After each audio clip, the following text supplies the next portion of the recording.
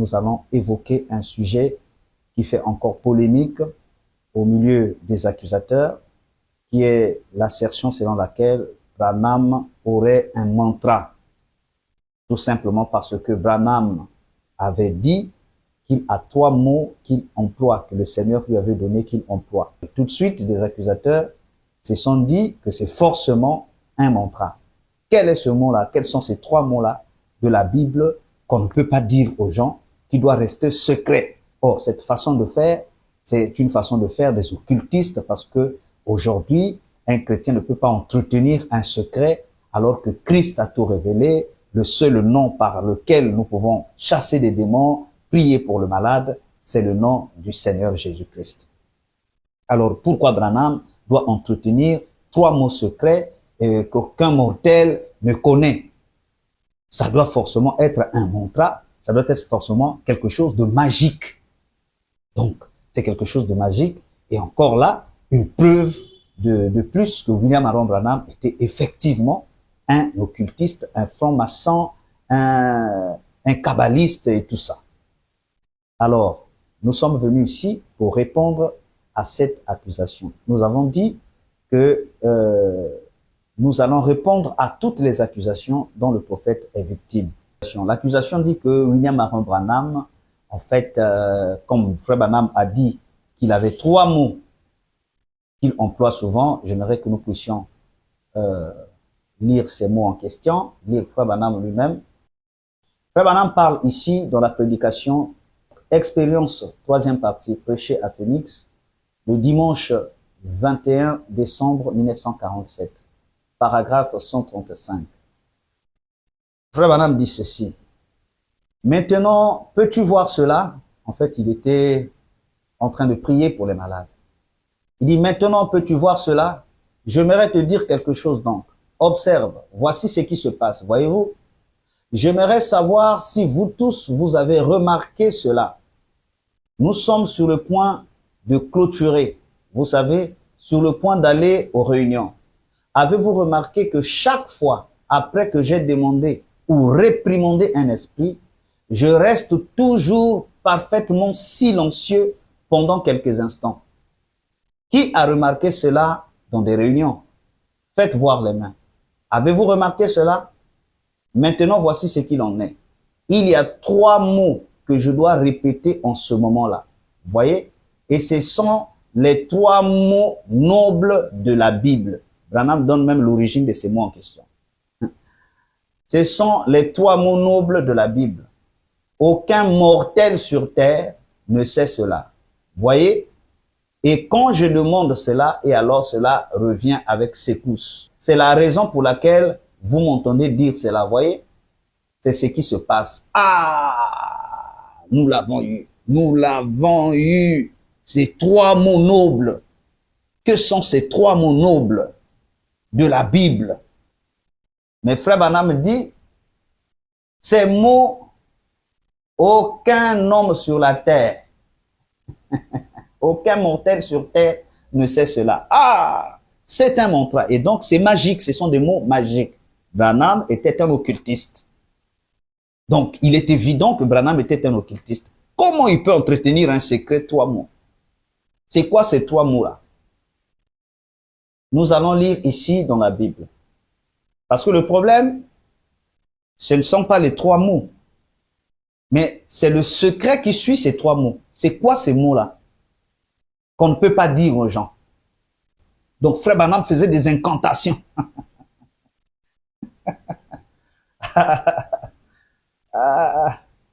C'était des mots, c'était incantatoire. Branham faisait des incantations et tout ça. Simplement parce que Frère Branham dit, je reste silencieux et je répète les 3 mots nobles qu'aucun mortel,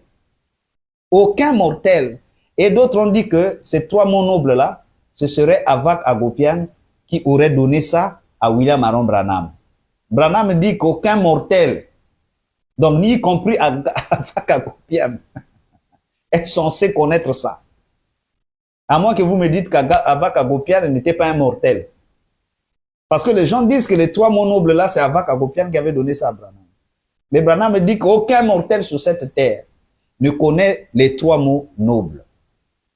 C'est pourquoi je pose la question, est-ce qu'il est inconcevable que le Seigneur Jésus-Christ puisse dire à un homme, lui donner à un homme des recommandations en lui disant de ne rien dire, de ne rien révéler. Le Seigneur Jésus-Christ révèle un secret à un homme et il dit à cet homme, ne le dis à personne. Tu gardes ça pour toi. Ne le révèle pas. Bonjour et bienvenue. Comme prévu, nous sommes là pour continuer à dénoncer le mensonge de William Marion Branham et nous allons, dans ce nouveau numéro de Vérité cachée sur le message de Branham, traiter de la question des 3 mots secrets, les 3 mots nobles.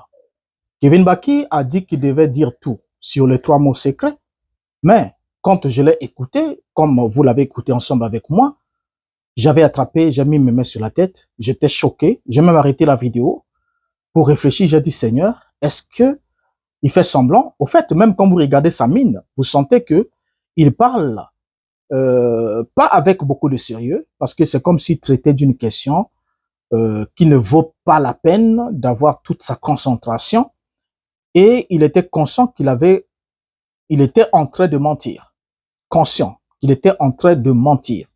Au fait, il mentait en âme et conscience. Nous l'avons écouté ici, nous parler de 3 mots. Et pour lui, il a évoqué certaines raisons pour dire que Dieu peut révéler quelque chose et vous interdit d'en parler aux gens. Nous avons écouté. Et je vous épargnerai, peut-être pour ceux qui n'ont pas encore suivi cette vidéo de Kevin Baki, je vais vous en donner quelques grandes lignes de ce que j'ai pu relever. Il a pris des exemples pour dire que lorsque Jésus a dit aux gens, a dit à quelqu'un qui a été guéri, n'en parle à personne. Donc cela justifie le fait que le Seigneur aurait donné, c'est dit par Kevin Baki, hein, parce que Branham lui-même dit que c'est son ange. Mais Kevin Baki dit que c'est le Seigneur qui a donné les 3 mots secrets à William Branham. Et comme si le nom de Jésus était insuffisant. Et par là, alors, Kevin Baki va aller dans certaines rouages. Il va dire que quand les disciples étaient avec le Seigneur leur avait donné le pouvoir de chasser les démons en son nom, mais on avait emmené un enfant dont ils n'ont pas pu chasser les démons. Et quand Jésus a chassé les démons, les disciples ont posé la question à Jésus, pourquoi n'avons-nous pas pu le faire? Et Kevin Baki va prendre cet exemple pour montrer que le nom de Jésus, il ne l'a pas dit clairement, mais c'est comme ça qu'il le dit, que dans cet épisode-là, le nom de Jésus seulement n'était plus suffisant pour chasser ces gens d'esprit. Parce qu'il fallait d'autres procédés. Et Jésus a dit, ces gens des démons ne sortent que par la prière et par le jeûne. Par le jeûne et la prière. C'est ce que Jésus dit, le jeûne et la prière. Mais la prière au nom de qui? Toujours au nom de Jésus. Donc, fausse excuse. Et il va continuer. Il va continuer. Il va en quelque sorte nous montrer que Jésus aurait donné les 3 mots nobles à Branham. Et aussi, ces 3 mots nobles sont des mots qui sont inconnus de tous les mortels. C'est ce que Kevin Baki a semblé vouloir nous laisser entendre. Il a pris beaucoup d'exemples. Il va parler de Paul. 2 Corinthiens chapitre 12, le verset 2. Je connais un homme en Christ qui fut, il y a 14 ans, ravi jusqu'au 3e ciel. Si ce fut dans son corps, je ne sais. Si ce fut hors de son corps, je ne sais. Dieu le sait. Et le verset 3. Et je sais que cet homme, si ce fut dans son corps ou sans son corps, je ne sais. Dieu le sait. Verset 4. Fut enlevé dans le paradis et qu'il entendit des paroles ineffables qu'il n'est pas permis à un homme d'exprimer. Alors, ici, Kevin Baki tente de nous montrer que les 3 mots nobles que l'ange de Branham aurait donné à ces derniers sont des choses ineffables, sont des paroles ineffables. Et en tant que paroles ineffables, alors les paroles ineffables sont des paroles dont il n'est pas censé exprimer.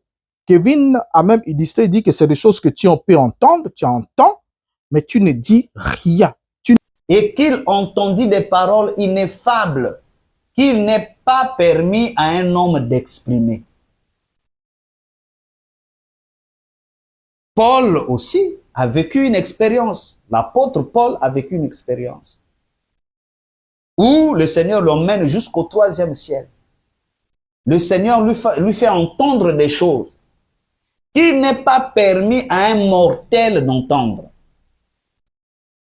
Paul était un mortel, non? Paul était un homme qu'il n'est pas permis à un homme d'exprimer. Donc, Dieu parle à Paul et il dit à Paul, tu ne dois jamais dire ça aux gens. Paul est ravi au ciel. Dieu lui dit des choses. Il lui dit ça, tu n'en parles pas. Ne prêche pas ça. Tu ne dois pas prêcher ça. Car il n'est pas permis à un mortel d'exprimer ça. Non, n'allez pas venir me dire ici, Paul a vu tellement la gloire était grande, que c'est pas possible d'exprimer, c'est pas ça. Paul a entendu des paroles, il n'a pas entendu une musique, il a entendu des paroles, des mots, une expression, des choses qu'on lui a dit. Mais on lui a dit, tu ne dois pas exprimer cela. Quand un mortel écoute ça, quand tu écoutes ça, garde ça pour toi-même, ne le dis à personne. Qu'est-ce que Paul avait écouté là-bas? C'était un mantra. C'était une phrase magique. C'était une parole magique. Mais Jésus suffit, non? L'évangile suffit. Nous avons les évangiles. La Pentecôte est là. La croix, Jésus est mort à la croix. Le péché, le prix du péché a été payé. Crois au Seigneur Jésus-Christ, tu es sauvé. La Pentecôte est déjà tombée. Et voilà, c'est quelqu'un qui a besoin du Saint-Esprit pour le salut. Il reçoit le Saint-Esprit, il est sauvé. Et puis, il va directement au ciel. Mais d'où vient que Paul va venir écouter des choses qui n'est pas permis? Il y a encore, ça c'est quoi, quelle parole? Tout est dans la Bible. Nous avons déjà tout dans la Bible. Tout est dans la Bible. On n'a pas besoin d'une parole qui vient à gauche, à droite. Tout est dans la Bible. Mais ce qui est quand même curieux, comment Dieu, alors qu'on a déjà tout prêché, Jésus a déjà versé le sang à la croix. Tout est accompli. Jésus avait dit, tout est accompli à la croix. La Pentecôte est descendue. L'Église, Dieu a sauvé déjà l'humanité. Pour le salut, tu crois au Seigneur Jésus-Christ, c'est fini. Tu donnes ta vie à Jésus, c'est fini. Seulement Jésus, c'est tout. Paul avait accepté le Seigneur Jésus-Christ. Paul était baptisé. L'évangile apporté par les apôtres, Paul connaissait cela. Paul croyait cela. Mais quelles sont ces paroles ineffables? Une parole ineffable veut dire une parole qu'on ne peut pas exprimer. Donc tu écoutes ça, mais tu ne dois pas faire connaître ça aux gens. Alors, vous voyez que c'est vraiment, comme je l'ai dit, de la moquerie pure et simple. Pourquoi? Parce que dans le cas de Branham, les 3 mots que Branham a reçus ne sont pas des paroles ineffables. Ne sont pas des paroles ineffables. D'abord, d'ailleurs, l'adjectif ineffable désigne ce qui ne peut pas être exprimé ou décrit avec les mots, souvent en raison de son intensité, de sa beauté ou de sa nature transcendante. Ce n'est pas ce qui se passe ici avec Branham. Donc les 3 mots ne sont pas des paroles ineffables. Parce que si c'était les paroles ineffables, Branham ne devrait pas les prononcer. Regardez bien, quand la Bible utilise le terme ineffable, la Bible emploie aussi à côté pour dire qu'il n'est pas permis à un homme d'exprimer. Donc, si les 3 mots nobles donnés à Branham étaient ineffables, Branham ne devait même pas les exprimer. Donc, les mots ineffables sont des choses qu'on entend, mais dont on ne parle pas, dont on n'exprime pas. Pourtant, il donne une bonne définition du mot ineffable. Mais il veut les rattacher à quelque chose de faux. Je me suis dit, qu'est-ce qui se passe avec ce prédicateur? Vous voyez bien? Et je crois que c'est Dieu qui est en train d'exposer ces derniers pour qu'ils puissent davantage éveiller l'attention de plusieurs qui n'avaient pas à s'interroger sur ces questions, mais qui, depuis que ce pasteur fait ses sorties médiatiques sur les questions de Branham, il y en a beaucoup qui commencent à se poser des questions.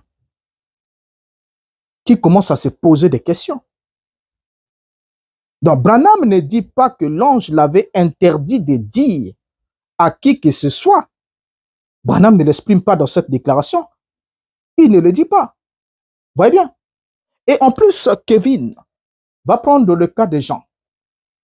Jean a entendu ce qu'ont dit les 7 tonnerres, mais lui, il lui fait interdit d'écrire ce qu'ont dit les 7 tonnerres. Bon, là aussi, s'il vous plaît. Qu'est-ce que le contenu de 7 tonnerres avait à voir avec le salut de l'humanité? Déjà, pour commencer, je vous rappelle que lorsque l'agneau a pris les livres scellés de 7 sceaux de la main de celui qui était assis sur le trône, nous sommes dans l'Apocalypse chapitre 5. Et là-bas, les célébrités célestes ont chanté au passé composé. Tu es digne de prendre le livre et de rompre le sceau, car tu as été immolé et tu as racheté pour Dieu des hommes, des langues, des nations, des peuples, et tu as fait d'eux un royaume de sacrificateurs pour notre Dieu. Et ils régneront sur la terre. Donc vous comprenez que quand l'agneau prend le livre, le salut est conjugué au passé composé. Ça veut dire que c'est une action déjà accomplie et qui s'est terminée dans le temps passé. Donc, qui n'avait aucun complément. Donc, il n'y avait aucun complément. Aucun complément. Pour dire que voilà, les autres églises, ils n'ont pas les 7 tonnerres, ils ont le nom de Jésus, mais nous, on a les 7 tonnerres. On a les 7 tonnerres. Vous avez les 7 tonnerres. Déjà, vous-même, dans le monde du message, vous ne vous convenez pas avec les 7 tonnerres. Nous viendrons avec un numéro là-dessus. 7 tonnerres révélés, non révélés. La foi de l'enlèvement dans les 7 tonnerres. Après, Branham entend les 7 tonnerres. Branham dit qu'il a entendu, il n'a pas compris. Et à la fin, avant qu'il puisse décéder, il dit, les 7 tonnerres ne sont pas encore révélés parce que le 7e sceau, c'est sa venue. Vous savez, patati et patata. Vous êtes donc révélés, non révélés, cachés, non cachés, ouverts. Vous êtes dans toutes ces histoires-là. Au fait, là n'est pas notre problème. Mais le problème est lorsque vous voulez mentir pour dire que comme il a été interdit à Jean d'écrire ce qu'on dit les 7 tonnerres, c'est un exemple de plus que Dieu pouvait bien dire à Branham de ne pas révéler le contenu de ces 3 mots. Parce que ce qui vous dérange, c'est ça. Pourquoi? Parce que le problème ici, regardez, le problème n'est pas pourquoi est-ce que Branham avait 3 mots, n'est-ce pas? Mais le problème, et au fait, le problème n'est pas dans les contenus, quels étaient les 3 mots qui ont été donnés à Branham, mais le problème est pourquoi est-ce qu'un nom, les 3 mots ont été donnés à Branham? Pourquoi? La raison est laquelle? Alors qu'en tant que serviteur de Dieu, il était prétendument déjà avoir le nom de Jésus. Mais pourquoi est-ce que les 3 mots nobles lui ont été donnés? Et vous allez découvrir, parce qu'on doit revenir sur la citation, et vous allez déceler ensemble avec moi le degré de mensonge incroyable. Incroyable. Qu'on ne peut pas retrouver dans la bouche d'un prophète. Et qui ne pouvait pas non plus être relayé par un prédicateur qui se dit pasteur prêchant aux âmes pour le salut. Alors, regardez. Quand on parle de 7 tonnerres, dans le cas de Jean, Jean a entendu, il lui fit interdit d'écrire. Mais dans le cas de Branham, c'est pas la même chose. C'est pas la même chose. Vous voyez bien? Déjà, lorsque Kevin essaie de parler ici sur cette question, on peut se poser plusieurs questions par rapport à son intervention. Est-ce que Jésus avait-il complété 3 mots à l'autorité de son nom lorsqu'il a chassé l'esprit impur? Est-ce qu'il avait complété une certaine formule à l'autorité de son nom? Quand les disciples ont dit, nous n'avons pas pu le chasser, qu'est-ce que Jésus a fait? Est-ce qu'il avait complété quelque chose? Non. Mais Jésus, lui, il venait de prier toute la nuit sur la montagne. Et c'est quelqu'un qui jeûnait constamment. Il venait de prier toute la nuit. D'où, lorsqu'il chasse ces démons, il leur montre comment lui, il a parvenu à le faire partir. Parce que, on ne va pas rentrer dans la démonologie ici, hein, comment les démons affectent la pensée, l'esprit de l'homme et d'autres affectent l'âme. Et comment ils procédaient. Il leur dit, c'est cette sorte d'esprit. Donc, il y a un genre qui ne peut pas partir juste par un ordre, un mot d'ordre. Mais il faut des prières et des jeûnes. C'est-à-dire que celui qui doit les faire partir doit être complètement déconnecté avec la réalité matérielle et de la vie quotidienne. Donc, c'est privé, c'est retranché et prier jusqu'à être complètement attaché au divin pour pouvoir effectuer cet exercice. Il y a une préparation pour ça. C'était juste une façon de leur dire, il faut être préparé pour pouvoir exercer ce point-ci. Donc, ça n'avait aucun rapport. Et d'ailleurs, dans Matthieu chapitre 17, le verset 21, Jésus a dit, mais cette sorte de démon ne sort que par la prière et par le jeûne. Vous voyez bien? Alors, pendant son pèlerinage terrestre, le Christ avait donné à ses disciples le pouvoir de chasser des démons et de guérir les malades en son nom. Vous l'avez bien signifié. Il avait fait et il leur avait donné cette possibilité de guérir les malades en son nom. Luc chapitre 10, le verset 17 nous dit, les 70 revinrent avec joie, disant, Seigneur, les démons même nous sont soumis en ton nom. Et Marc chapitre 9, le verset 38 nous dit, Jean lui dit, Maître, nous avons vu un homme qui chasse des démons en ton nom et nous l'en avons empêché parce qu'il ne nous suit pas. Regardez bien, il y avait même un homme qui chassait les démons au nom de Jésus alors qu'il ne suivait pas Jésus. Et il y avait les résultats. Et les disciples ont dit que nous l'en avons empêché. Nous avons dit, tu ne nous suis pas, tu n'es pas disciple de Jésus, tu ne peux pas utiliser son nom. Regardez bien. Et dans Marc chapitre 16, le verset 17, voici les miracles qui accompagneront ceux qui auront cru. En mon nom, ils chasseront les démons, ils parleront des nouvelles langues. C'est clair. C'est toujours le nom de Jésus qui est mis au centre de tous ces exercices. Et dans Actes 16, 18, la Bible dit, elle fit cela pendant plusieurs jours. Paul, fatigué, se retourna et dit à l'esprit, je t'ordonne au nom de Jésus-Christ de sortir d'elle. Et il sortit à l'heure même. Alors donc nous voyons que la Bible nous présente le nom de Jésus comme étant le seul nom à prononcer pour guérir les malades, chasser les démons et opérer les miracles. Et même les 7 fils de Séva, qui tentèrent d'exorciser un fou, le firent aussi en utilisant le nom de Jésus que Paul prêche. Acte 19, verset 13, quelques exorcistes juifs ambulants essayèrent d'invoquer sur ceux qui avaient des esprits malins le nom du Seigneur Jésus en disant, je vous conjure par Jésus que Paul prêche. Alors, donc, c'est après avoir rencontré Avak Agopian que Branham va nous parler alors de 3 mots secrets qu'il aurait reçus de la part de son ange. Et son ange lui donna 3 mots secrets à prononcer en silence pour opérer des guérisons. On va les lire alors, Branham, au sujet de ces 3 mots secrets qui lui ont été donnés par l'ange afin qu'il puisse opérer des miracles. Que dit William Branham? Nous sommes là. On date du 21 décembre 1947. N'oublions pas que déjà en novembre 1947, William Branham avait évoqué de rencontrer Avak Agopian et ils se sont rencontrés. Et là, nous sommes en 21 décembre 1947, une date qui est postérieure à la rencontre de Branham avec Avak Agopian. Expérience 3, prêché le 21, 12e mois 1947, paragraphe 135. Lisons William Branham. Il dit, maintenant, peux-tu voir cela? J'aimerais te dire quelque chose donc. Observe. Voici ce qui se passe. Voyez-vous, j'aimerais savoir si vous tous, vous avez remarqué cela. Nous sommes sur le point de clôturer. Vous savez, sur le point d'aller au réunion, avez-vous remarqué que chaque fois, après que j'ai demandé ou réprimandé un esprit, je reste toujours parfaitement silencieux pendant quelques instants? Qui a remarqué cela dans les réunions? Faites voir les mains. Avez-vous remarqué cela? Maintenant, voici ce qu'il en est. Il y a 3 mots que je dois répéter en ce moment-là. Voyez? Et ce sont les 3 mots nobles de la Bible.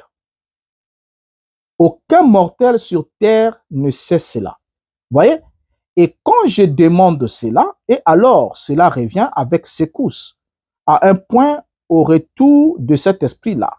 Alors le guéri. C'est la raison pour laquelle vous m'entendez dire cela. Voyez? C'est ce qui se passe. Donc ici, dans cette première citation, William Branham dit, il y a 3 mots que je dois, donc c'est un devoir, c'est un impératif, je dois répéter en ce moment-là. Donc quand il se tient tranquille, il dit quoi? Il dit qu'après avoir chassé, regardez bien, c'est pas moi qui le dis. Branham dit, avez-vous remarqué que chaque fois après que j'ai demandé ou réprimandé un esprit, je reste toujours parfaitement silencieux pendant quelques instants. Branham réprimande ou demande ou commande à un esprit au nom de Jésus, n'est-ce pas? Maintenant, il reste encore silencieux pendant un instant. Et quand il reste silencieux, Branham dit, voici ce qu'il en est. Il y a 3 mots que je dois répéter en ce moment-là, voyez, et ce sont les 3 mots nobles de la Bible. Et Branham ajoute, aucun mortel sur terre ne sait cela. Aucun mortel sur terre ne sait cela. Donc les 3 mots nobles de la Bible, communiqués par son ange, ne sont inconnus d'aucun mortel. Et au paragraphe 136, il continue. Maintenant, j'ai fait cela afin que vous ne m'interrogez pas à ce sujet en venant dans la ligne. Cela est donc vrai. Maintenant, je sais que vous avez remarqué plusieurs fois, quand je demande, je réprimande, je me tiens tranquille pendant quelques instants et je répète ces 3 mots que l'ange du Seigneur m'avait dit de répéter. Alors, si je sens que cela revient, alors je sais que c'est accompli. C'est ce qui est arrivé à cette jeune fille qui est avec nous. Et c'est la raison pour laquelle je n'ai jamais dit quelque chose à ce sujet, car je savais qu'elle était guérie. La puissance l'avait quittée. Eh bien sûr, qu'elle ne sait pas ce qu'est le parler. Elle ne sait pas ce qu'est lui. Elle doit simplement commencer comme, voilà. Bien, nous sommes avec William Branham. On note ici que Branham dit bien, je me tiens tranquille pendant quelques instants et je répète ces 3 mots que l'ange du Seigneur m'avait dit de répéter. Cher Kevin Baki, si Branham est censé répéter ces 3 mots ne sont pas des paroles ineffables. Ne sont pas des paroles ineffables. N'est-ce pas? Ce qui est ineffable, c'est qu'on entend, mais qu'on ne doit pas exprimer. Mais Branham reçoit ici l'ordre de répéter cela, donc d'exprimer cela. Ce ne sont pas des paroles ineffables. Ta typologie a tapé poteau, comme disent nos frères ivoiriens. Elle a tapé poteau. Branham ici nous parle d'une formule incantatoire. Et c'est clair. Vous avez vu que les exemples que vous avez pris n'ont pas pu bousculer la déclaration de Branham. Déjà là, tout ce que vous avez dit est balayé par Branham lui-même. Branham ne dit pas que l'ange lui avait dit de ne pas dire ça à quelqu'un.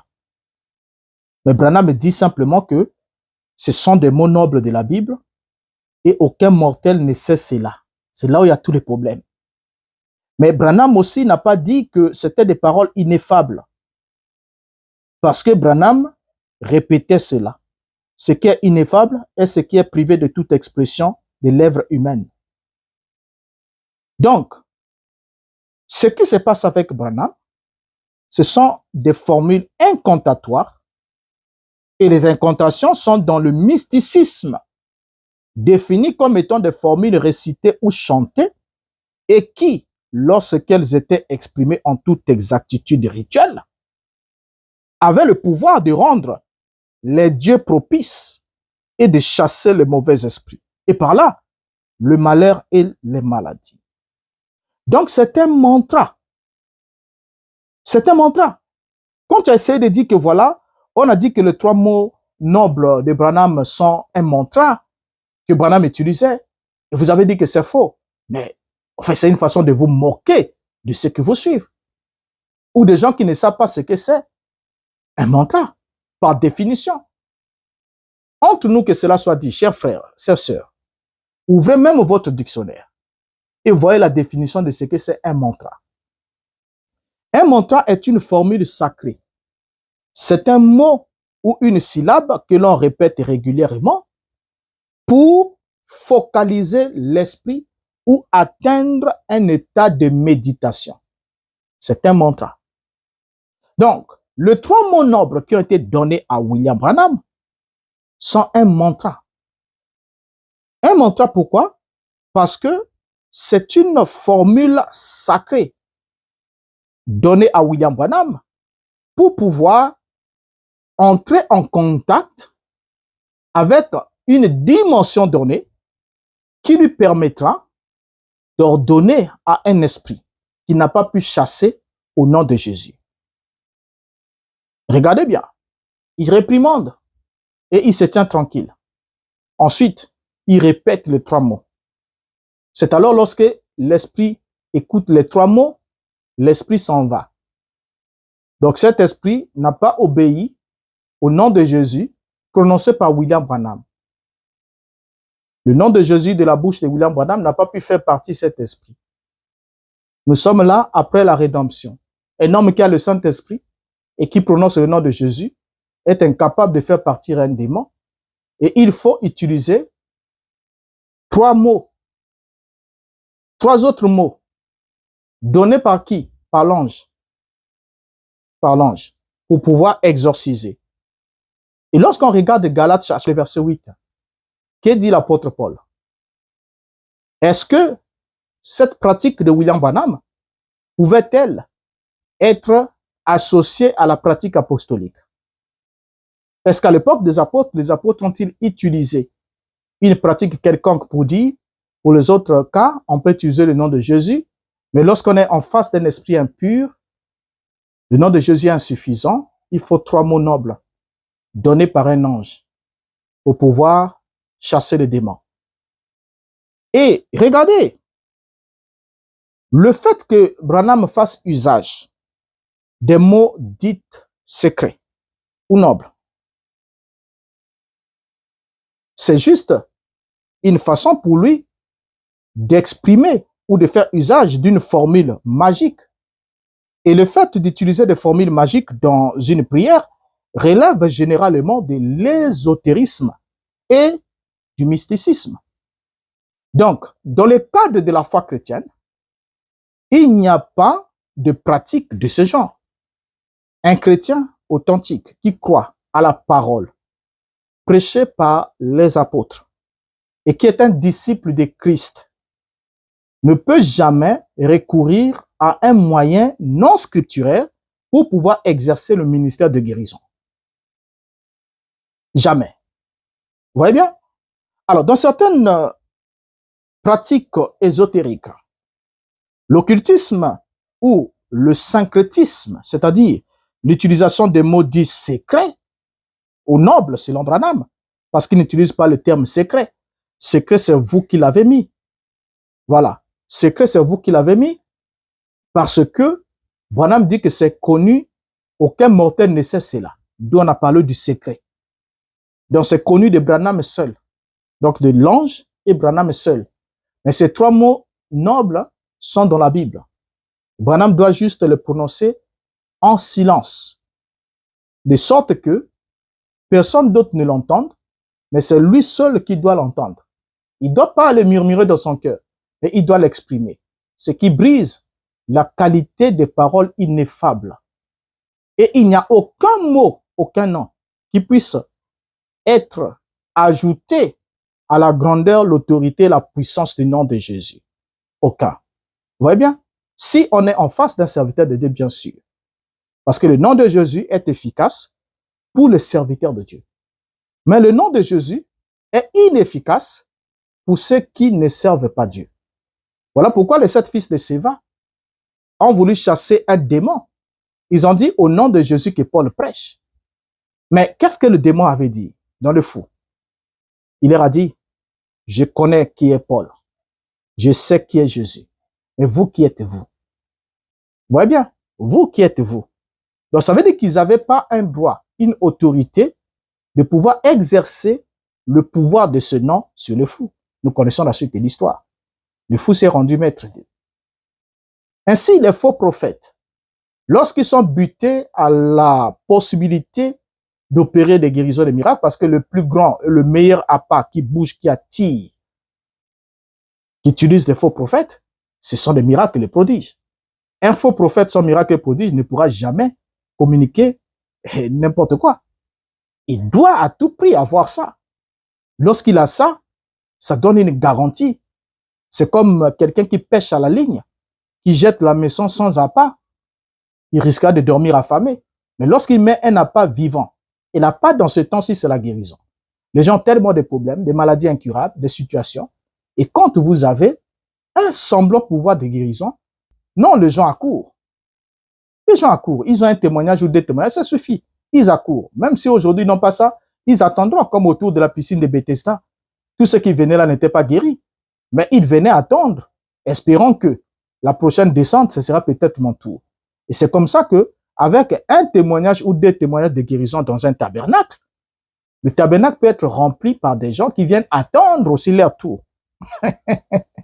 N'est-ce pas? Qui viennent attendre leur tour. Vous voyez bien.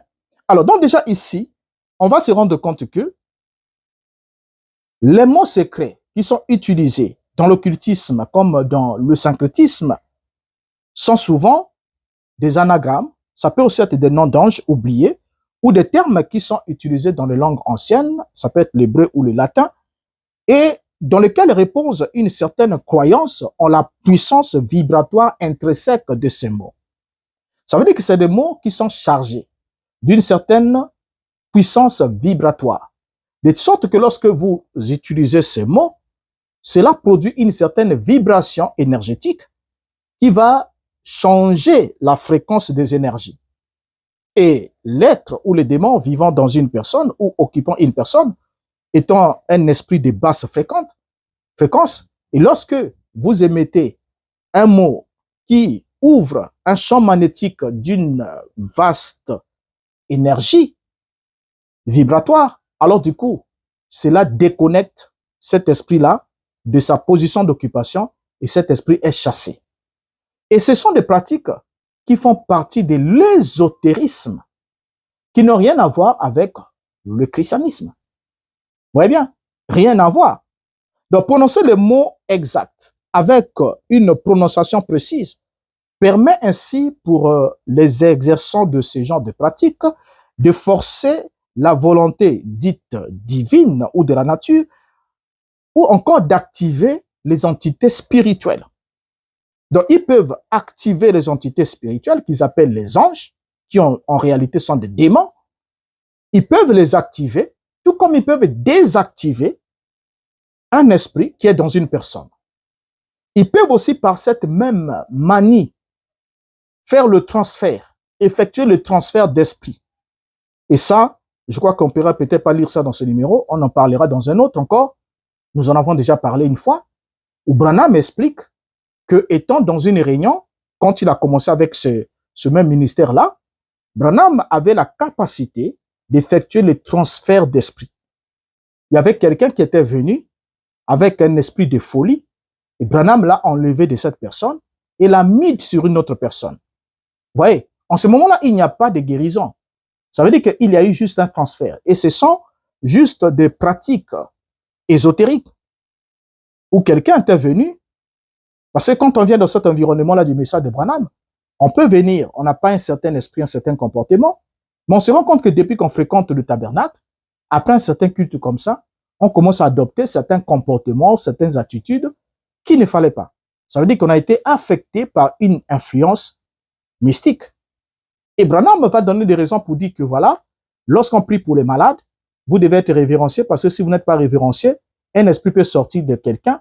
Si vous n'avez pas courbé la tête, lorsqu'on dit courber la tête, et que vous n'avez pas courbé, si on dit fermer les yeux, vous n'avez pas fermé, alors le démon va sortir là-bas et rentrer chez vous. C'était une technique pour effrayer les gens. Pour que lorsqu'il dit, regardez le pas, oh là là, gloire à Dieu, elle se lève, elle marche, mais il vous a déjà dit de garder vos têtes inclinées. Et Branham dit, lorsque je dis, restez révérents, soyez révérencieux, gardez les têtes inclinées, quoi que je dise sur l'estrade, ne relevez pas la tête pour chercher à voir. Il dit, avec quelqu'un qui avait essayé une fois de lever la tête comme ça, il a attrapé un esprit. Et Branham parle d'un esprit de prostitution. La dame est rentrée chez elle, du coup, elle a commencé à fréquenter mal, elle a commencé à se livrer à la prostitution, elle a même divorcé, et après, ça fait des années, elle a même changé de ville, elle est allée rentrer dans d'autres foyers, sa vie était compliquée. Et jusqu'au jour où elle a encore retrouvé Branham, Branham va lui dire que tu sais ce qui t'est arrivé, c'est parce que tu as été irrévérencieuse au cours d'une réunion, et l'esprit de prostitution qui avait quitté quelqu'un est rentré dans toi, et c'est comme ça que tu es devenu prostituée, jusqu'à perdre ton mariage, et jusqu'à ruiner ta vie. Et Branham dit qu'il avait prié alors pour elle, et ce démon est sorti sous forme de chauve-souris de cette femme-là pour s'en aller, et c'est là qu'elle a été affranchie. Donc vous comprenez que on se retrouve là dans une dimension purement ésotérique, qui n'a rien à voir avec la foi biblique. Lorsque Jésus a chassé les démons qui étaient dans le fou de Gadara, les démons ont demandé à Jésus l'autorisation d'aller entrer dans le port. Parce que c'est celui qui chasse les démons qui sait exactement où est-ce qu'il doit envoyer ces démons. Le Christ, on dit pas un démon, il dit pas un démon, sort. Et il sort comme ça, il va où? Non. Mais le Seigneur, lorsqu'il les faisait sortir, il les envoyait aussi quelque part. Il leur dit, allez dans le lieu aride. Ou encore les envoie dans le pourceau. Mais dans le cas de Branham, Branham va parler de transfert de démons. Transfert de démons. Donc, on vient dans le culte de Branham, on n'a pas un certain démon, mais on sort de là, on attrape un démon, juste parce que, paraît-il, on avait levé la tête pour voir ce qui s'est passé sur l'estrade, et du coup, on attrape un démon. Donc, si on fait marcher un paralytique là-bas, il ne faut pas lever la tête, parce que Branham avait dit garder la tête inclinée. Si tu lèves la tête, tu attrapes, paraît-il, un démon. Donc, ce sont des transferts. Là, il n'y a pas de délivrance. Il y a juste des transferts. On prend un démon d'une personne, on le place dans une autre personne. Vous voyez? De sorte que on a toujours besoin de ce genre. Vous savez, j'avais entendu quelqu'un dire, c'est juste une expression proverbiale ou bien encore idiomatique, qui dit que un malade guéri est un client perdu. Parce que vous savez, quand quelqu'un va à l'hôpital, aussi longtemps que la personne souffre, la personne ira constamment à l'hôpital. C'est un client. Parce qu'il viendra, on va consulter, on détecte ça, on lui prescrit l'examen, il va dépenser de l'argent. C'est un client. Il doit acheter les soins. La santé s'achète. Donc, vous êtes malade, ça veut dire que vous avez une santé défectueuse. Vous devez aller à l'hôpital, là où on vend la santé, et vous allez acheter la santé. Vous êtes un client. Mais une fois que vous êtes guéri, vous êtes un client perdu. Et c'est la même chose qui se fait aussi dans certaines églises. Là où on pratique ce qu'on appelle le culte, l'ésotérisme et tout. Et d'autres, ils ne vous délivrent pas. En fait, on fait un transfert. Hein? Vous avez aujourd'hui le démon de telle situation. On vous enlève le démon, par exemple, de l'ivrognerie, hein, qui vous influençait pour que vous soyez toujours dans l'ivresse. On vous l'enlève et on remplace celui de la débauche, ou bien celui de la prostitution, ou bien un autre. Donc, vous êtes venu avec une habitude qui est partie, vous êtes conscient que là, je n'ai plus cette habitude, mais vous devenez des fois très jaloux, vous ne supportez pas de voir quelqu'un réussir, et quand quelqu'un exprime une joie, vous vous êtes mal à l'aise, vous devenez jaloux de ceux qui réussissent, ainsi de suite. Donc, vous ne comprenez pas que c'est un esprit mauvais, vous commencez à haïr, alors que vous n'aviez pas ça avant. Vous voyez, des fois, c'est l'hypocrisie. Donc, il y a plein de choses où ça se balance là, c'est des transferts. Ça va de gauche à droite. Bon, ce sera un sujet qu'on traitera nous sommes ici avec les trois mots nobles. Les trois mots nobles. Donc, on comprend ici que lorsque on prononce les trois mots nobles, cela a un objectif. Le mot est vu comme étant une clé ou encore un code pour obtenir un miracle dans le cas échéant. Donc, c'est un code, c'est une clé pour obtenir un certain miracle. Et cette approche transforme ainsi la prière qui est effectuée en incantation. Lorsqu'on utilise d'autres mots qui sont étrangers au processus normal de la prière pour pouvoir exercer l'exorcisme, on n'est plus là dans une prière dite chrétienne, mais on est là dans une incantation. C'est une pratique incantatoire et elle s'apparente à de la magie où l'être humain cherche à manipuler le divin au lieu plutôt de se soumettre au divin. Parce que dans le christianisme, l'homme se soumet à Dieu. Et voilà pourquoi tout genou fléchit, n'est-ce pas, au nom de Yeshua.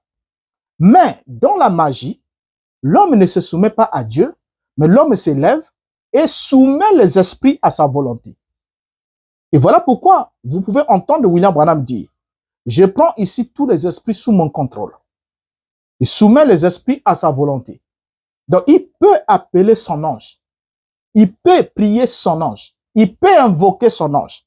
Il peut dire, nous attendons l'ange. Je suis tranquille, j'attends que l'ange vienne. Il est à 1 mètre, il est à 2 mètres de moi. Il est à côté de moi, ça y est. Maintenant, il s'installe en moi. Tout ça, ce sont des pratiques ésotériques. Parce que le mouvement des véritables anges de Dieu ne dépend pas des caprices ou des demandes d'un homme. Vous savez, quand un homme vous dit, venez demain ou tel jour, nous avons campagne, nous aurons des miracles, venez vivre les miracles, venez vivre ceci. Comprenez que vous êtes là en face d'un charlatan ou en face d'un faux prophète. Parce que le véritable prophète de Dieu n'annonce jamais d'avance ce que Dieu est censé opérer. C'est lorsqu'il y a une séance, la prédication de l'évangile est faite, et Dieu, dans sa grâce souveraine, répond sa bonté pour répondre à la foi des gens qui en sont là. Parce que vous, votre devoir, c'est de prêcher pour susciter la foi. Et une fois que la foi est suscitée, Dieu déverse sa bonté pour répondre aux besoins du peuple qui attendent de lui quelque chose. Donc, ça n'a pas besoin qu'on puisse dire, venez, il y aura la résurrection des morts, il y aura ceci, cela, et après, on va simuler des miracles, puisqu'on a annoncé que ça va se faire. Si la puissance satanique ne peut pas opérer cela, on est obligé de simuler les miracles.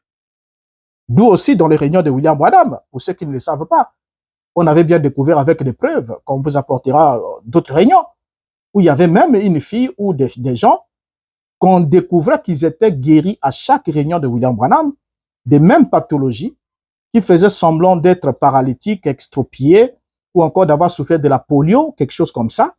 Et chaque fois que Branham priait pour eux, il les faisait marcher sur l'estrade, il témoignait, on affichait dans les journaux. On va se rendre compte que 2 ou 3 mois plus tard, quand on va dans une autre ville, il y a le même miracle qui se produit. Et lorsqu'on s'approche, la personne a la même identité, le même problème.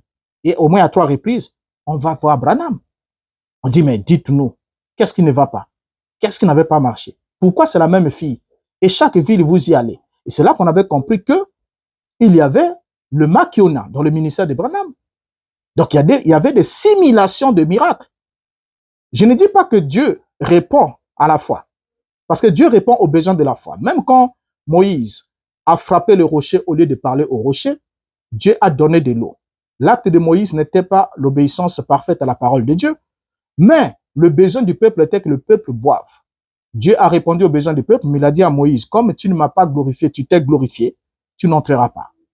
C'est ainsi que certains prédicateurs dits du message de William Branham qui pensent que le message est véridique parce que quand ils prient pour les malades, au nom de Jésus, le Dieu de Branham, les malades est guéri. Il se dit, ah, donc, Jésus est le Dieu de Branham, comme il a guéri les malades, ça veut dire que Branham est son serviteur. Sinon, il n'y aura pas de guérison. Donc moi, je reste ici, je ne bouge pas.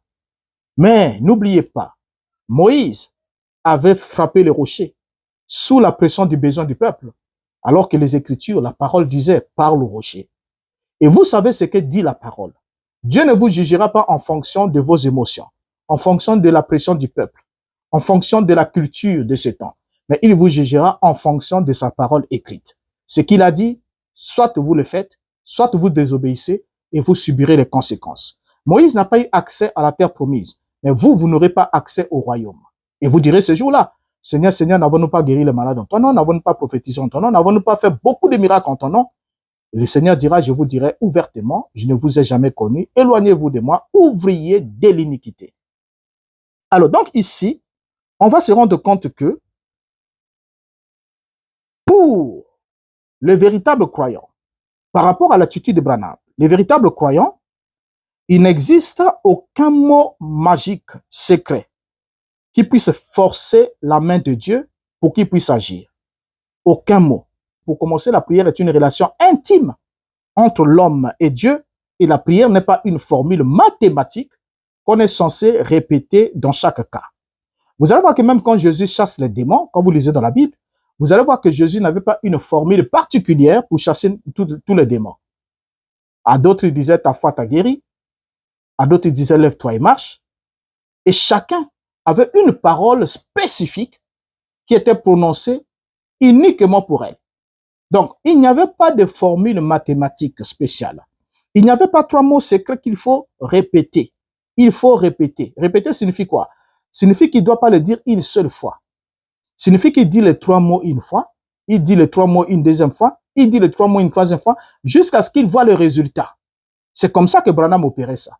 Il devait répéter les 3 mots. Il ne devait pas simplement prononcer les 3 mots, mais il devait les répéter en silence. Le répéter. C'est ce qu'on a lu ici de lui. Vous voyez? Donc, ces 3 mots secrets relevaient ainsi de l'incantation. C'était une pratique incantatoire, c'est-à-dire que c'était des paroles magiques prononcées conformément à un rituel censé produire un certain effet surnaturel. Et ça, vous devez en prendre connaissance. Branham, une fois, est rentré dans la maison d'une fille qui souffrait de la maladie, qui était alitée. Et Branham a fait sortir tout le monde. Il demande à cette fille, est-ce que tu as la foi? La fille dit, j'ai la foi. D'accord, si tu as la foi, est-ce que tu peux regarder cet objet qui est fixé au plafond et le faire tourner dans ce sens? C'est-à-dire, tu le regardes, tu lui donnes un ordre mental et qui tourne dans un sens. Et après, tu l'arrêtes et tu le fais tourner dans l'autre sens. Est-ce que tu peux? La fille dit, non, c'est pas possible. C'est pas possible. Et Branham dit, si, c'est possible. Je peux le faire. Attends, je te le montre. Et Branham fixe l'objet. Et Branham fait pivoter l'objet. L'objet commence à tourner. Ça tourne, ça tourne, ça tourne.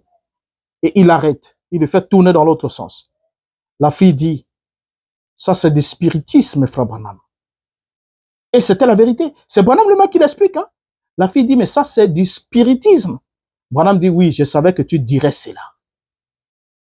Et Branham dit, n'est-ce pas que tu m'avais dit que tu avais la foi? Voyez bien. Donc, lorsque Branham fait tourner cet objet, ça c'est le principe de spiritisme, on parle de la télékinésie, manipulation d'objets par distance, il y a beaucoup de choses. Parce que nous avons même des petits ici, hein, chez nous ici à Brazzaville, qui peuvent te regarder, ils fixent une bouteille comme ça et puis la bouteille explose. Vous voyez bien? Un autre peut soulever la bouteille des regards et il balance les regards et la bouteille va s'éclater par rapport à la direction de son regard. Donc, il y a des pratiques comme ça dans le domaine occulte. Au fait, c'est juste une connexion avec une puissance démoniaque qui est invisible à l'œil, mais qui a l'aptitude d'influencer une matière et de l'orienter selon la pensée que tu communiques. Pour ceux qui sont dans ces pratiques-là, comme l'était William Branham. Alors, donc ici, là, on va alors se rendre compte d'une chose. Lorsque Branham utilise cette pratique, on est là dans une pratique vibratoire. Et cette pratique vibratoire nous permet de comprendre que nous ne sommes plus dans le domaine du christianisme, mais nous sommes dans le domaine de la théurgie. La théurgie qui repose sur la loi de la sympathie universelle, c'est-à-dire que tout dans l'univers est connecté par des fils invisibles. Et Avak Hagopian était un adepte de la théurgie. C'est-à-dire que celui qui avait la connaissance de cette pratique, il était un mystique.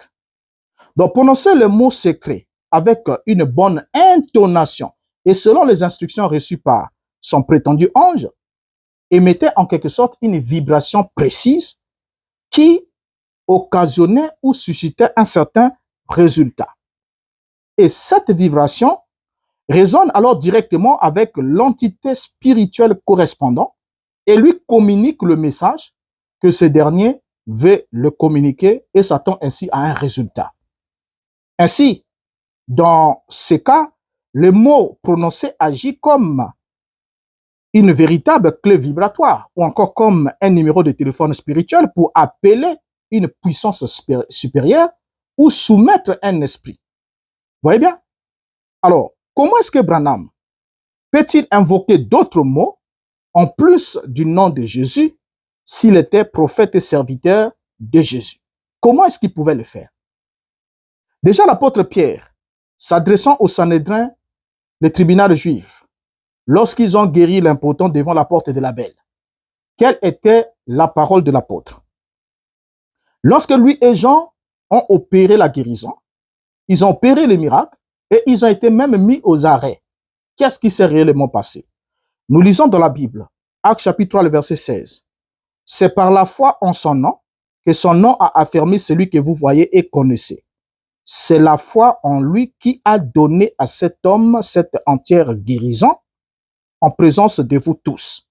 Et dans Actes chapitre 4, le verset 12, il n'y a de salut en aucun autre, car il n'y a sous le ciel aucun autre nom qui a été donné parmi les hommes par lesquels nous devions être sauvés. Vous voyez bien? Donc ici, là, on voit que les apôtres présentent Jésus comme étant l'unique médiateur entre Dieu et les hommes, l'unique moyen d'accéder au salut. Et lorsqu'on parle du salut ici, il s'agit du salut du corps, qui est la guérison. Il s'agit aussi du salut de l'âme. Vous voyez bien? Et même de l'esprit. Donc, le salut ici, dans toutes les trois dimensions, est condensé dans le nom du Fils de Dieu. Vous voyez? Ainsi, dans la culture biblique, le nom représente la personne elle-même, représente aussi son pouvoir et représente son autorité. Invoquer le nom de Jésus, c'est s'appuyer sur son sacrifice à la croix et croire que son œuvre accomplie était totalement suffisant pour faire soumettre tous les esprits qui existent. Parce que la Bible dit bien que tout genou fléchira. Donc, quel que soit le démon ou l'esprit, lorsque le nom de Jésus est prononcé par une bouche ointe, le démon se soumet. S'il ne se soumet pas, il y a une raison. Et si cette raison-là est réglée, le démon se soumet. Donc, ça n'a pas besoin d'un complément. Vous voyez bien? Ça n'a pas besoin d'un complément. Ainsi, Acte chapitre 4, le verset 12, établit une rupture complète avec le procédé de Branham d'évoquer trois mots. Vous voyez bien? Donc, ce verset s'oppose directement à l'usage de formules magiques ou de codes ésotériques, comme le fait William Branham. Et le christianisme affirme clairement, sans ambiguïté, que le salut ne s'obtient que par une connaissance, que le salut ne s'obtient pas par une connaissance cachée, soit la gnose, mais il s'obtient uniquement par la foi biblique et accessible en une personne historique, mort, ressuscité, glorifié au ciel, et c'est la personne de Yeshua. Alors ainsi, pour comprendre la déclaration de William Branham concernant l'usage en silence des trois mots nobles ou sacrés, parce qu'en anglais, il utilise le terme « three high words ». Pour chasser le démon et guérir les malades, nous devons alors analyser les propres déclarations de William Branham. Il est important, avant qu'on puisse chuter, de comprendre que William Branham a eu à affirmer plusieurs fois qu'un ange lui avait révélé un mécanisme surnaturel pour surmonter l'opposition démoniaque. Et quand le démon s'oppose, alors tu dois utiliser les trois mots. C'est dans ces cas-là, donc le démon s'oppose au nom de Jésus. Ça veut dire que le nom de Jésus n'a pas assez d'autorité dans la bouche de Branham pour soumettre un esprit. Et alors, on lui donne un complément pour mettre au-dessus du nom de Jésus, pour dire là où le nom de Jésus n'a pas pu, maintenant ce complément-là va pouvoir régler ce problème. Mais heureusement que ça a été fait, Branham l'a fait dans les années 47, au début de son ministère. S'il l'avait fait en 63, on aurait dit que c'est le nom de cet tonnerre. Parce qu'une fois, je crois bien, j'étais en face à face avec Bill Edgar Ganfoy.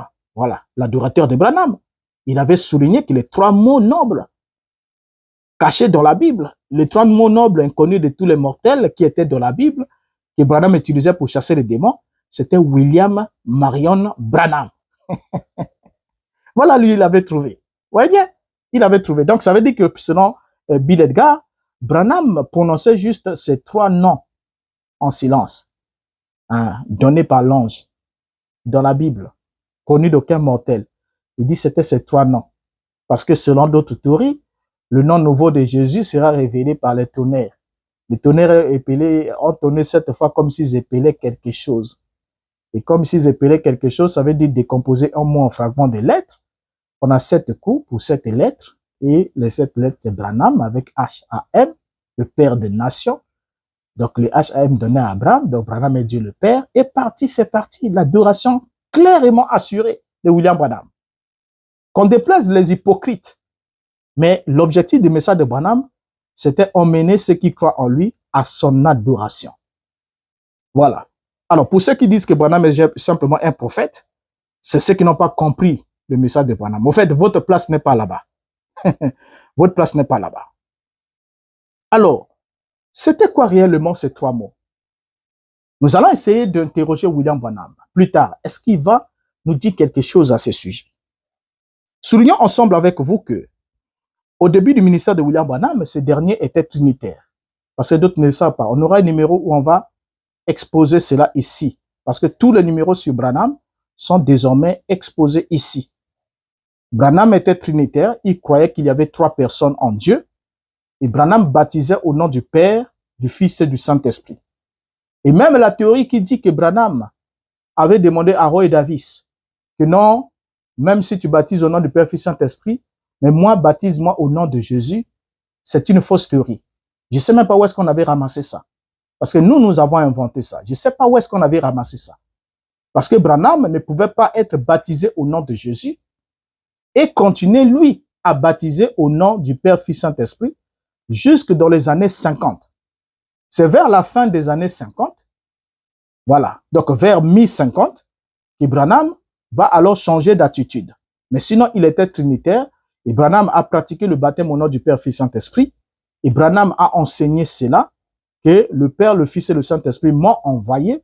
Et Branham dit, c'est pourquoi nous baptisons au nom du Père, Fils et Saint-Esprit. Et Branham donne la raison, il dit que s'il le faisait, c'est parce que il a commencé, c'est pas dans une église qui croyait cela. Il ne savait pas mieux que ça. Voilà pourquoi il a fait. Jusqu'au jour où il a rencontré les Jesus Only.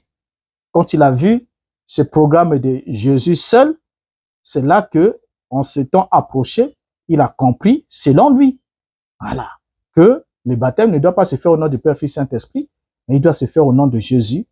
Et c'est parti comme vous le savez, jusqu'aujourd'hui. Alors donc, Branham, au début de son ministère, était totalement trinitaire. Il était trinitaire. Donc, il croyait en l'existence de 3 personnes en Dieu. Vous voyez bien?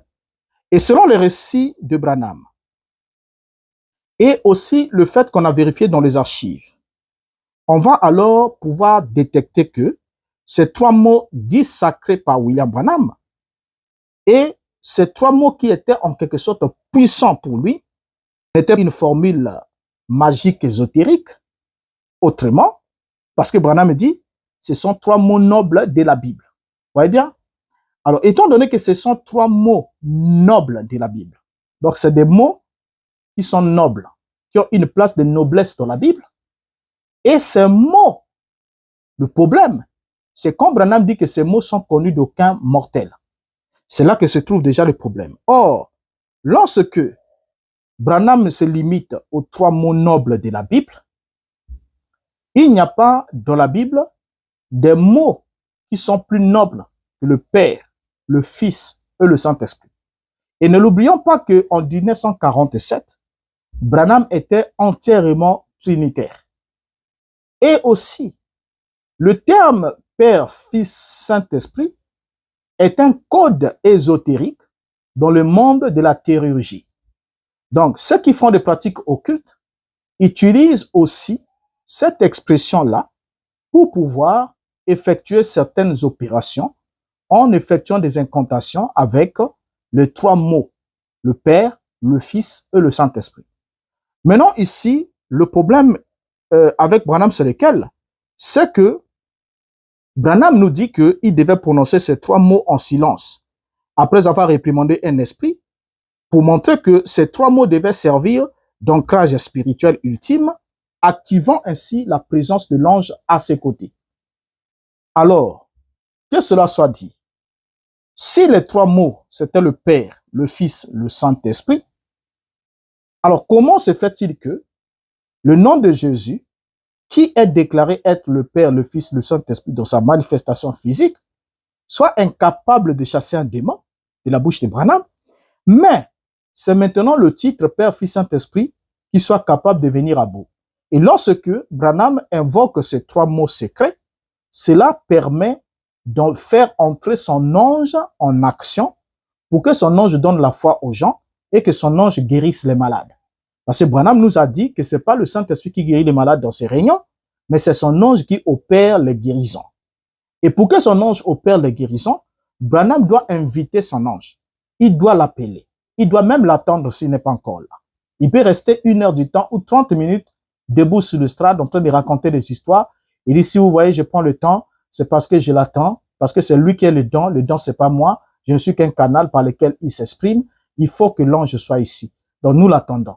Et si l'ange a pris un certain retard, peut-être il a pris le métro, ou bien je ne sais pas, il a pris quel moyen de transport, il a pris un certain retard pour arriver, alors Branham peut vous garder là pendant 1 heure du temps, 2 heures du temps, sans même commencer la ligne de prière parce qu'il doit attendre un ange.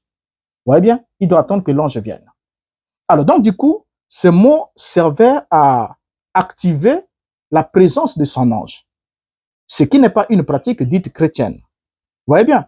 Maintenant, le retournement dans cette situation qui fait que on n'accepte pas que ce soit le Père, Fils et Saint-Esprit, c'est parce que dans d'autres sermons, William Branham va évoquer que les sorciers en Allemagne utilisaient, en quelque sorte, les occultistes, connaissaient la puissance de ces 3 mots élevés et tentaient même de l'utiliser dans leur enchantement pour contrer William Branham. Vous voyez bien? Ainsi, Branham va alors nous montrer par là que lorsque ces 3 mots sont utilisés, les 3 mots nobles, parce que pour Branham, quand il utilise ces 3 mots nobles, cela brise le pouvoir de Satan. Mais pourtant, quand il est arrivé en Allemagne, ce sont des sorciers qui utilisaient le même 3 mots pour contrer l'action de Branham. Parce que Branham prie. Branham, pour que son ange entre en scène, Branham invoque en utilisant ces 3 mots. Et ces gens ont décidé, ils ont dit, nous allons faire échouer Branham, puisqu'ils avaient compris dans quelle sphère évoluait Branham. Ils sont venus, ils ont recomposé la même formule, mais dans le sens inverse. Ils ont commencé à faire les mêmes incantations. Et du coup, cela a causé de sérieux problèmes à Branham. Et vous savez que Branham a eu même un discernement, je crois que on en parlera. Branham dit, mais lui-même dit que depuis que le don est venu, c'est le discernement le plus difficile. Il a bégayé comme pas possible sur l'estrade. Il tapait à côté, à chaque instant. Parce que déjà, quand on mélange les cartes de prière, Branham est perdu. Mais il a bégayé, il a transpiré gravement. Et Branham lui-même le dit. De sa propre bouche, il dit, c'est le discernement le plus difficile que je n'ai jamais eu. Et qu'est-ce qui s'était passé? On va découvrir plus tard qu'il était contré par un groupe de prédicateurs qui étaient entrés en prière pour dire, Seigneur, si c'est pas ton esprit qui agit dans les réunions de Branham, ne permet pas qu'il puisse séduire les gens avec son don. Ils se sont mis en prière. Donc, pendant que Branham est en campagne en train de prêcher, ce groupe de prédicateurs est en prière en train de prier Dieu. Et du coup, Branham avait échoué lamentablement. Il n'y a pas eu de guérison, il n'y a eu rien. Et Branham l'a reconnu lui-même. Il dit que c'était le discernement le plus difficile qu'il n'ait jamais effectué. Maintenant, dans le cas de Branham, si l'invocation des 3 mots nobles n'est pas le Père, Fils, Saint-Esprit, alors cela nous permet de comprendre qu'il y a eu un glissement vers la théururgie. Vous voyez bien? Alors, déjà en regardant ici, on va comprendre que la méthode effectuée ou utilisée par Branham pose un véritable problème doctrinal majeur par rapport au christianisme biblique classique. Pourquoi? Parce que dans l'évangile, Jésus et les apôtres chassaient le démon publiquement par une parole ou un commandement direct. Et pour les disciples, c'était au nom de Jésus. Jésus lui-même n'utilisait pas son propre nom parce qu'il était lui-même Jésus. Mais les deux, comme le cas de Paul, on a vu Paul avec la fille qui avait l'esprit de Python. Il s'est ouvertement. Donc les apôtres réprimandaient les démons ouvertement, à haute voix. Donc ils n'avaient pas de trucs à rester silencieux pour dire ça dans le silence, dans le calme. Ça, c'est ce qu'on appelle la théologie. Parce que quand on rentre dans le calme, on veut se reconnecter avec la dimension de la méditation. On veut ouvrir une porte vibratoire. On veut ouvrir une porte, comment est-ce qu'ils appellent ça? Une porte interdimensionnelle pour pouvoir négocier, pas chasser le démon, mais négocier avec les autorités qui régissent ce démon-là. On n'est plus dans le christianisme. Parce que dans le christianisme, les apôtres parlaient avec autorité, réprimandaient les démons publiquement, le parlaient à haute voix, fortement. Sors! Et les démons obéissent. Il obéit. Vous voyez bien? Il obéit. Donc, il n'y avait pas de truc à murmurer calmement dans le silence pour changer des méthodes, comme quoi, comme il avait reçu un don de guérison divine, Dieu ayant compris que le nom de Jésus n'était pas efficace, il lui donne encore 3 autres mots pour ajouter au-dessus du nom de Jésus. C'est de n'importe quoi. C'est un peu ce que Kevin Baki a semblé vouloir servir aux gens dans le mensonge qu'il a eu à procéder. Vous voyez bien? Donc, en décrivant un mécanisme intérieur qui est basé sur la répétition mentale de 3 mots précis que le public ne devrait pas entendre, la pratique effectuée par William Branham s'apparentait exactement dans sa forme à une incantation théurgique. Donc, lorsque les gens disent, quand nous disons que Branham avait reçu cette pratique d'Avak Hagopian, parce que c'était la méthode utilisée par Avak Hagopian. Vous savez que dans la méthode d'Avak Hagopian, il n'y avait pas l'usage du nom de Jésus. Il n'y avait pas l'usage du nom de Jésus. Et Avak dit aux gens d'évoquer son nom, Avak Hagopian. Vous voyez bien? On évoquait son nom à lui. Maintenant, quand il rencontre Branham, Branham nous parle maintenant d'avoir reçu un nom, donc 3 mots nobles, qu'il doit prononcer en silence pour se faire obéir. Alors qu'il a déjà réprimandé le démon au nom de Jésus, le démon ne parle pas. Maintenant, il doit utiliser 3 autres mots. Lorsqu'il rentre là, il montre par là que le nom de Jésus devient inefficace et inférieur à ces 3 mots nobles. Et du coup, quand il le fait, il rabaisse le nom qui est au-dessus de tout nom pour avoir trouvé d'autres noms qui étaient dans la Bible. Alors que Paul, quand Pierre dit, il n'y a de salut en aucun autre cas, il n'y a aucun autre nom qui ait été donné parmi les hommes pour lesquels ils doivent être sauvés. Mais Branham ne le voit pas de cette oreille. Ça veut dire que l'usage de ces 3 mots nobles peut produire les guérisons, peut produire les miracles, mais ne peut pas produire le salut. Donc, tous ceux qui bénéficient au ministère de William Branham sont automatiquement perdus. Parce que la clé du salut n'est pas dans un autre mot ou d'autres noms qui ont été donnés, mais la clé du salut se trouve uniquement dans le nom de Yeshua. Donc, dans la théurgie, les mots, ils sont traités comme étant des clés vibratoires secrètes, plutôt que comme la prière de foi. Et ce qui pose alors un problème. Le paradoxe doctrinal, c'est que ce procédé est d'autant plus singulier que la plupart des temps, dans le ministère de William Branham, on a compris que William Branham, plus tard, va lui-même rejeter la formule baptismale du Père, Fils, Saint-Esprit. Il va le faire. Il va alors embrasser la doctrine du Seigneur Jésus-Christ, le courant unitaire de Jesus Only. On parlera dans un numéro, je vous le promets, pour qu'on comprenne que la position de Branham de passer du baptême trinitaire au baptême unitaire, au fait, Branham est un croyant de la Trinité. Au fait, il croit toujours à la Trinité. Dans un sens ou dans l'autre, on croit à la Trinité. Parce que si vous ne croyez pas à la Trinité, vous croyez qu'il y a un seul Dieu, qui est le Père, et il y a un seul Seigneur Jésus-Christ, qui est le Fils de Dieu, et il y a le Saint-Esprit. À ce moment-là, on n'a pas la foi dans la Trinité. Vous voyez bien, c'est la foi qu'avaient les apôtres. Ils croyaient qu'il y avait un seul Dieu. Béni soit Dieu, le Père de notre Seigneur Jésus-Christ. Or, dans la Trinité modale, qui est la deuxième Trinité adoptée par Branham qu'on appelle le Jésus only, Jesus only ou Jésus seul, c'est une Trinité modale, le modalisme. Là-bas, les trois êtres différents, le Père, le Fils et le Saint-Esprit, ne sont plus des êtres ou des individus spirituels, mais sont les titres, juste des titres ou des masques portés par un seul d'entre eux, le Seigneur Jésus-Christ. De telle sorte que Seigneur soit le Père et Jésus soit le Fils, Saint-Esprit soit Christ. Mais quand on lit Paul, Éphésiens chapitre 1er, le verset 17, même chapitre 1er, le verset 3, béni soit Dieu, le Père de notre Seigneur Jésus-Christ. Donc Dieu est le Père de qui? Pas de Jésus seulement, mais il est le Père de notre Seigneur Jésus-Christ. Donc le Seigneur Jésus-Christ a un Dieu et Père qui est différent de lui. Donc Branham a quitté la Trinité ontologique, c'est-à-dire croire en l'existence de trois êtres en Dieu, pour embrasser la Trinité modale. Ce n'est qu'une forme de Trinité. Dans l'un ou dans l'autre, ils sont comme les deux pieds portant un seul homme. Et ce seul homme, c'est le diable.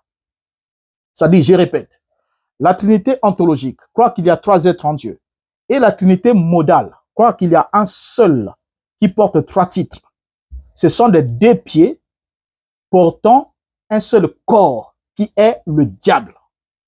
Parce que dans la Bible, vous ne trouverez pas ça chez les apôtres. C'est là où il y a certains qui disent, non, frère, pasteur, bon, j'aurais pu être d'accord avec toi, mais quand tu ne crois pas que Jésus est la personne de Dieu lui-même, en fait, si vous êtes trinitaire ou vous êtes modaliste, vous appartenez au même corps. Ce corps-là a été engendré après le corps de Christ. Le corps de Christ est engendré à la Pentecôte sur une doctrine fondamentale. Jésus-Christ est le Fils de Dieu, le Christ, le Fils de Dieu vivant. Sur ce fondement-là, Christ a bâti son Église. Lorsqu'on bâtit sur un autre fondement, la Trinité ontologique ou bien la Trinité modale, on est en présence d'un autre corps. Et on en parlera, frère. Parce que c'est ça qui emmène les gens à la perdition. Ne pensez pas que l'ennemi est en congé. Non, il n'est pas en congé. Il travaille depuis longtemps et il a bien réussi à sa mission. Il vous emmène à la Trinité ontologique, trois êtres en Dieu. Si là-bas ça marche pas, il vous emmène dans la Trinité modale. Et d'une façon ou d'une autre, il vous a dans sa coupe. Rares ou presque invisibles sont ceux qui croient, comme les apôtres, qu'il y a un seul Dieu et Jésus-Christ est son Fils. Rare. Très rare. Très, très rare. Alors, donc ici, avant de chuter, on va alors se rendre compte que lorsqu'on regarde la citation de Branham, selon laquelle il doit faire une récitation silencieuse des mots spécifiques pour pouvoir déclencher un miracle, cela relève ainsi du syncrétisme entre la foi chrétienne et les techniques des trans spiritualistes ou encore de la théurgie occulte. Or, Avak Hagopian était un spiritiste, c'était un mystique, c'était un adepte de la théurgie occulte, un occultiste. Mais d'où est-ce que Branham a eu ces pratiques? Pourquoi est-ce qu'il a commencé à les pratiquer juste après avoir rencontré Avak Hagopian? Alors que dans la foi chrétienne, on n'a pas ça. Branham prononçait une formule incantatoire. Il répétait ces trois mots clés, devenus le refrain de ses interventions pour faire soumettre les esprits. Et Branham nous dit que ces trois mots sont des trois mots nobles de la Bible, mais inconnus des mortels. Et là, c'est un mensonge. Pourquoi? Parce que la Bible est un livre écrit et traduit par des hommes. La Bible étant écrite et traduite par des hommes, il n'y a aucun mot dans la Bible qui n'est pas connu par les mortels. Mais dire que c'est inconnu, aucun mortel ne le sait, c'est se moquer des gens. Parce que la Bible n'est pas tombée du ciel. La Bible est écrite par des hommes. La Bible est traduite par des hommes. Ils ont utilisé des mots de langage courant. Donc, il n'y avait rien de secret. Il n'y avait rien dans ça. Alors, comment est-ce que la Bible pouvait-elle contenir trois mots nobles, inconnus de tous les mortels, alors qu'elle est écrite par les hommes, traduite par les hommes? Vous ne voyez pas qu'on se moque de vous? Il faut que Branham nous dise que les 3 mots-là sont d'autres choses. Si c'est des mots qui sont dans la Bible, cela a été écrit par des hommes, cela a été traduit par des hommes, et nous tous, nous lisons la Bible.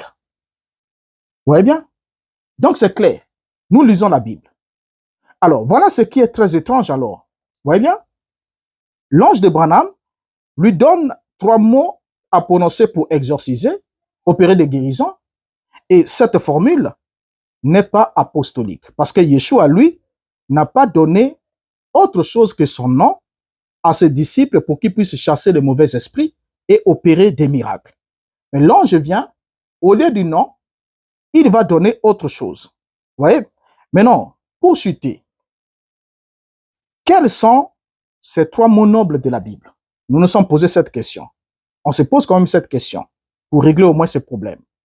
On va noter que lorsque Branham commence son ministère, du début du ministère de Branham jusqu'en année 1958, Branham était fortement trinitaire, c'est-à-dire qu'il croyait qu'il y avait 3 personnes en Dieu. Il y avait le Père, il y avait le Fils, il y avait le Saint-Esprit. Et même dans la prédication, je prends juste une citation, sur ta parole, prêché le 6 mai 51, Branham dit au paragraphe 32 ce qui suit. Voyez, Jésus ne pouvait rien faire si les gens ne croyaient pas en lui. Et c'est vrai, vous voyez, vous croyez en Dieu, vous croyez au Fils, vous croyez au Saint-Esprit. C'est la Trinité. Nous croyons en cela. Voyez, mais alors, pour que cela opère, il vous faut me croire, pas comme vous croyez en eux, mais ils m'ont envoyé ici pour ceci. Comprenez-vous? Oui, vous comprenez. Donc, Branham ici affirme qu'il croit à la Trinité. Il affirme, et Branham disait qu'il baptisait. On aura un numéro spécial sur ça. Qu'il baptisait au nom du Père, Fils, Saint-Esprit. Même le jour là, dans la rivière Ohio, en l'an 33, quand ils disent que prétendument il a écouté une voix qui n'existait pas, bien sûr, vous savez qu'il n'y avait pas de voix, Branham était en train de baptiser les gens au nom du Père, Fils, Saint-Esprit. Quand la voix lui a dit que ton message ou ce message précédera prétendument la seconde vidéo. Enfin, il n'y avait pas de voix. Vous savez déjà qu'il n'y avait pas de voix, c'était la voix de la sœur Anne Shader. Alors, pour chuter, nous allons lire des citations de William Branham pour élucider le mystère des 3 mots nobles de Branham que les pasteurs ne veulent pas dire la vérité aux disciples. Dans la prédication Abraham, prêchée le 11 février 61, paragraphe 67, Branham dit, si frère Agambright est tout prêt, il peut vous raconter l'histoire. Je pensais à ce qui était arrivé, 15 sorciers d'un côté et 15 de l'autre, en train d'invoquer pour que l'orage éclate et fasse s'envoler la tente en Suisse, ou plutôt en France. En Allemagne, je pense. Ils allaient faire s'envoler la tente. Ils nous ont dit qu'ils le feraient. Et ils étaient assis là. Ils ont coupé des plumes et se sont mis à faire des incantations. Père, Fils et Saint-Esprit. Père, Fils et Saint-Esprit. 3 mots élevés, disait-il. Tout comme cela, et l'orage a éclaté. Regardez ici. Branham parle ici des sorciers qui voulaient perturber sa réunion et qui ont commencé à faire des incantations. Quelles sont les incantations qu'ils sont en train de faire? C'est Branham lui-même qui les dit. Père, Fils, Saint-Esprit, Père, Fils, Saint-Esprit. Il y a répétition. Il y a répétition. Ce n'est pas seulement qu'ils ont dit Père, Fils, Saint-Esprit, ça s'arrête là. Non. Mais ils disent Père, Fils, Saint-Esprit, Père, Fils, Saint-Esprit. Et il y a répétition. Et Branham répète exactement. On met un point d'interrogation au milieu pour montrer qu'il y a une partie qui a été coupée. Mais la répétition est là. Et Branham précise que ce sont 3 mots élevés. Ici, les sorciers en Allemagne faisaient les incantations en utilisant Père, Fils, Saint-Esprit, 3 high words, 3 grands mots. Vous voyez bien? Et dans la prédication, celui qui est en vous, prêché le 10, 11e mois 63, paragraphe 203, Branham dit, c'est arrivé en Allemagne, alors qu'il y avait 15 sorciers guérisseurs de chaque côté de moi, qui avaient dit, parce que Billy et frère Agambright avaient refusé de les laisser me voir. Ils avaient dit, eh bien, nous ferons en sorte que cette tente soit emportée par le vent. Et ils se sont assis là avec leurs incantations. Ils invoquaient leur Dieu, le diable. Regardez bien. Ils invoquaient leur Dieu, le diable, qui s'est présenté avec une tempête. Il y avait là environ 30 ou 40 000 Allemands. Et la tente se soulevait et redescendait comme ceci. Puis ils ont coupé avec des ciseaux. Ils ont coupé une plume et ils la pointaient dans cette direction, comme ça. Et ils proféraient toutes leurs incantations. Et ils prononçaient les 3 mots saints en disant, ils disaient, le Père, le Fils, le Saint-Esprit, le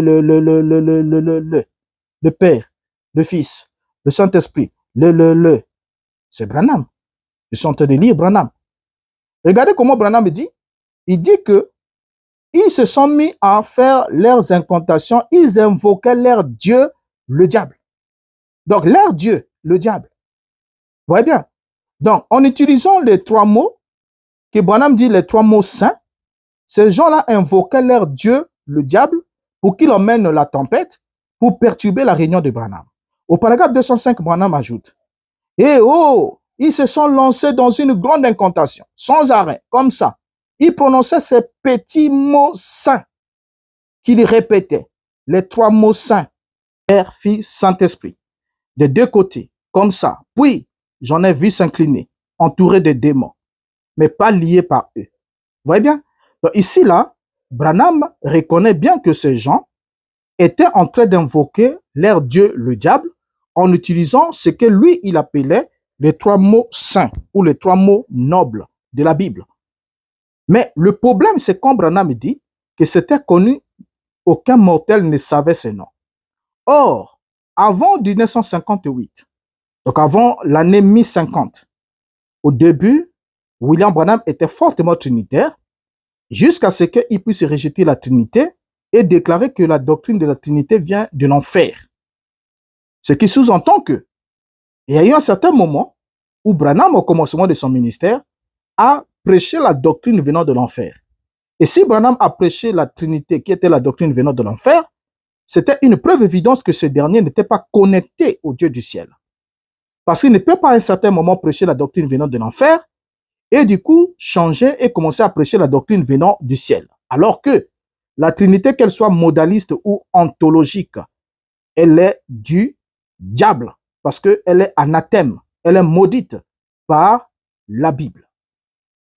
Alors, ce qui est encore très étrange ici dans notre situation avec Branham, c'est que même les sorciers utilisent la même formule évoquée par Branham. Et c'est Branham lui-même qui nomme Père, Fils, Saint-Esprit comme étant 3 mots nobles, 3 mots élevés, 3 mots saints.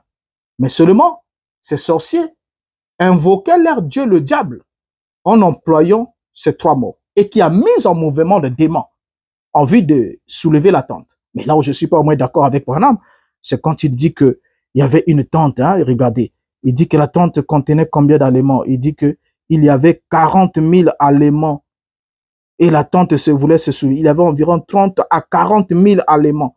Vous savez, frère, soyons quand même sérieux. Branham aimait trop exagérer avec les chiffres. Hein? Soyons quand même sérieux. En tout cas, ça, s'il faut le parler, il faut le blâmer pour ça. Parce qu'une tente qui contient 40 000 personnes en Allemagne, au fait, on voit cette tente-là dans les photographies, non? On le voit dans les photographies. Donc, on doit arrêter ça. Bon, là n'est pas un problème. On sait qu'il aime trop exagérer avec les chiffres. C'est la maladie pratiquement de Branham. Alors, chers branhamistes, croyants du message de William Branham,